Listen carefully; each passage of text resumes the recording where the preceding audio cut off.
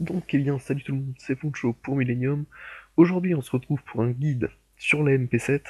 La MP7 qui est une SMG, une submachine gun, donc un pistolet mitrailleur, qui a fait une apparition très très remarquée dans Modern Warfare 3, en s'imposant comme une arme de choix pour beaucoup de joueurs, de par sa précision, sa portée et sa puissance, qui faisait ses atouts, mais qu'en est-il dans ce Black Ops 2? Est-elle toujours ce monstre hein, que l'on a pu voir dans les anciens Call of Duty? Alors c'est ce que je vais essayer de vous dire tout au long de ce guide, et je vais aussi vous expliquer pourquoi eh bien non, ce n'est pas le cas.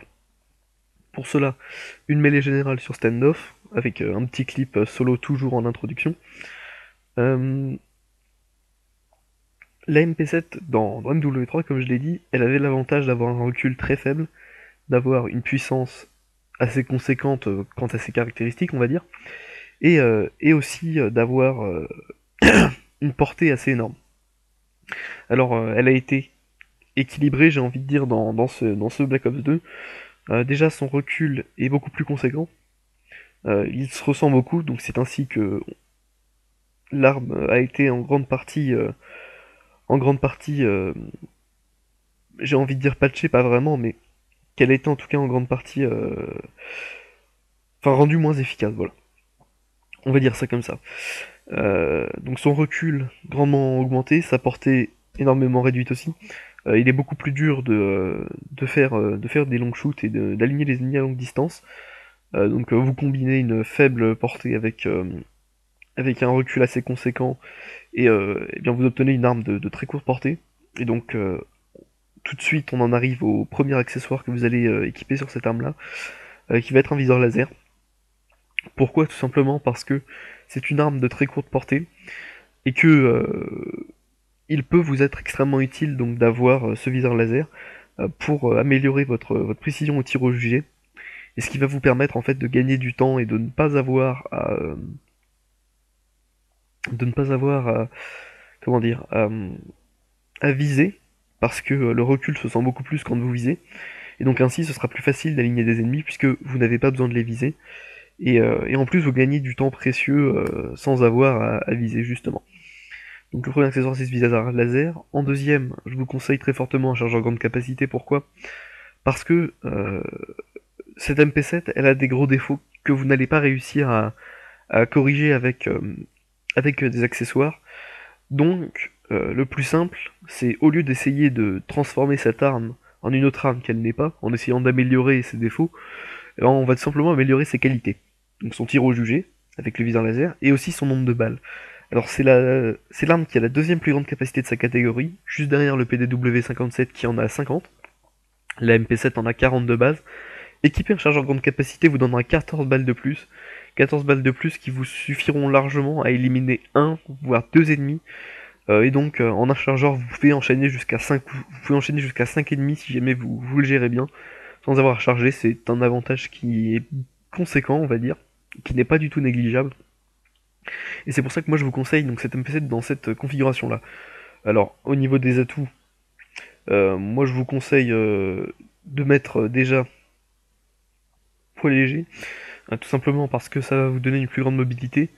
En deuxième atout, pardon, je vous conseillerais très fortement Pillard, parce que le but du jeu c'est de pouvoir avoir plus de munitions et surtout de pouvoir récupérer les Tomahawks que vous allez lancer. Je reviendrai dessus dans une petite seconde. Et en troisième atout, je vous conseille conditions extrêmes pour avoir une plus grande mobilité.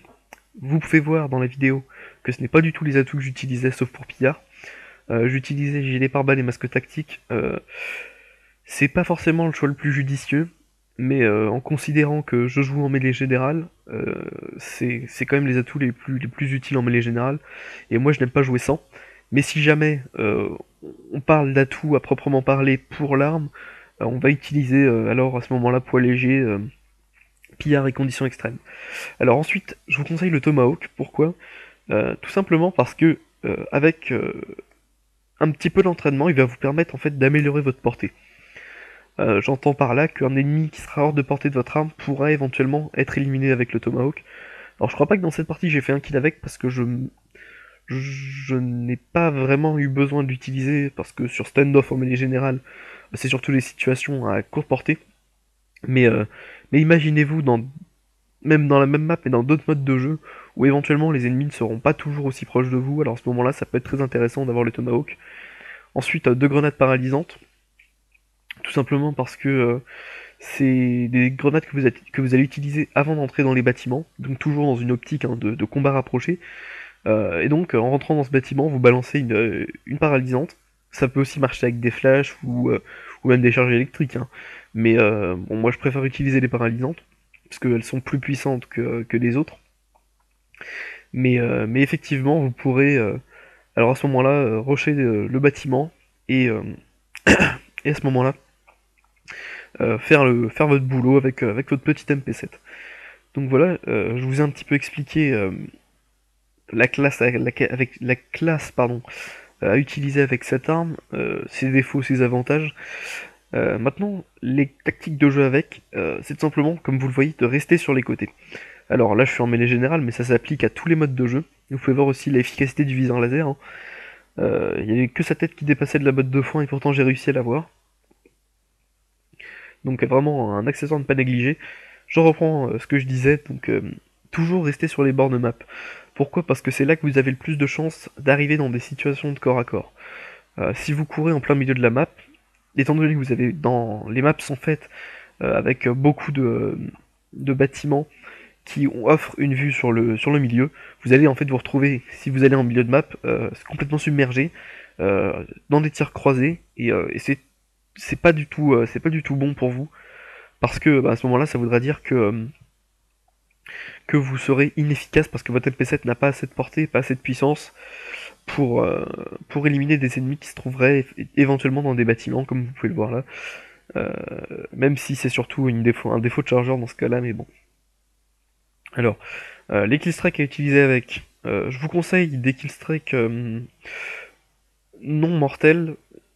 Vous pouvez éventuellement, à la place de l'avion, du, pardon, du drone brouilleur, vous pouvez mettre un aéronef furtif, ou alors vous pouvez mettre un warthog ou des chiens ou enfin les atouts, enfin les. Au niveau des killstrikes, moi je vais toujours vous dire d'utiliser des killstrikes du style drone, aéronef et microstation parce que c'est mes préférés. Mais vous pouvez très bien prendre une classe de pub stomp et à ce moment-là équiper une microstation, des chiens et un groupe de chasse. Hein, ça c'est à vous de voir. Écoutez, j'espère que ce guide vous aura aidé. Et moi je vous dis à une prochaine fois pour un nouveau guide. Salut!